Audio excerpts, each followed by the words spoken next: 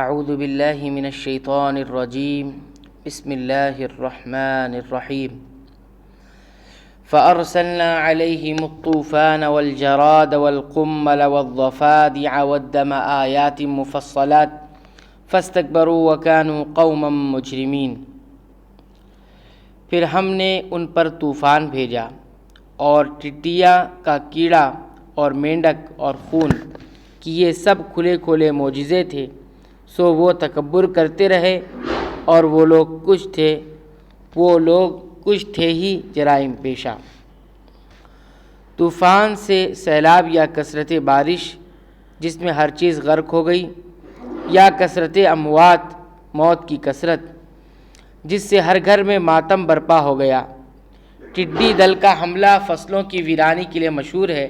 یہ ٹڈیاں ان کے غلوں اور پھلوں کی فصلوں کو کھا کر چٹ کر جاتی، جو پانی جوہڑوں چھپڑوں میں ہوتا ہے۔ یہ مینڈک ان کے کھانوں میں، بستروں میں، غلوں میں، غرض ہر جگہ ہر طرف مینڈک ہی مینڈک ہو گئے، جس سے ان کا کھانا پینا سونا آرام کرنا حرام ہو گیا۔ دم یعنی خون سے مراد پانی کا خون بن جانا، یوں پانی پینا ان کے لیے ناممکن ہو گیا۔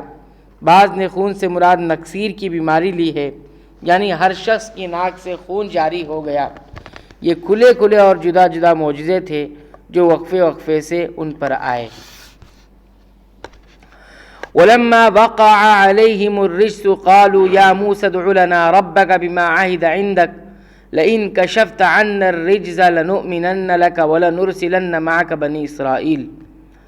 اور جب کوئی عذاب ان پر واقع ہوتا تو یوں کہتے کہ اے موسیٰ، ہمارے لیے رب سے اس بات کی دعا کر دیجئے جس کا اس نے آپ سے عہد کر رکھا ہے، اگر آپ اس عذاب کو ہم سے ہٹا دیں تو ہم ضرور آپ کے کہنے سے ایمان لے آئیں گے، اور ہم بنی اسرائیل کو بھی رہا کر کے آپ کے ہمراہ کر دیں گے۔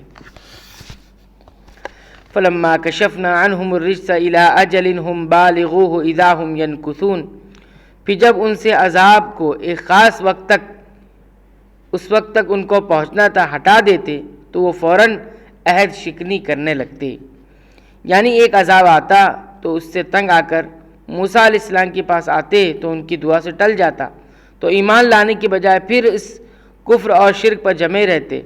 پھر دوسرا عذاب آ جاتا، پھر اسی طرح کرتے، یوں کچھ وقفوں سے 5 عذاب ان پر آئے، لیکن ان کے دلوں میں جو فرعونیت اور دماغوں میں جو تکبر تھا وہ حق کی راہ میں ان کے لیے زنجیر بنا رہا۔ اتنی واضح نشانیاں دیکھنے کے باوجود ایمان کی دولت سے محروم ہی رہے۔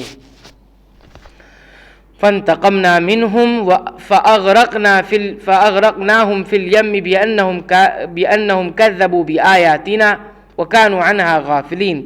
فانتقمنا منهم فأغرقناهم في اليم بأنهم كذبوا بآياتنا وكانوا عنها غافلين، پھر ہم نے ان سے بدلہ لیا، یعنی ان کو دریاؤں میں غرق کر دیا، اور ان سب سے کہ وہ ہماری آیتوں کو جھٹلاتے تھے اور ان سے بالکل غفلت کرتے تھے۔ اتنی بڑی نشانیوں کے باوجود وہ ایمان نہ لانے کے لیے اور خواب غفلت سے بیدار ہونے کے لیے تیار نہیں ہوئے، بالآخر انہیں دریا میں غرق کر دیا، جس کی تفصیل قرآن مجید کے مختلف مقامات پر موجود ہے۔ اللہ تعالیٰ سے دعا ہے کہ رب العالمین تو ہمیں قرآن حکیم میں بیان کی گئی قوموں کے واقعات سے عبرت اور نصیحت حاصل کرنے کی توفیق عنایت فرما، آمین۔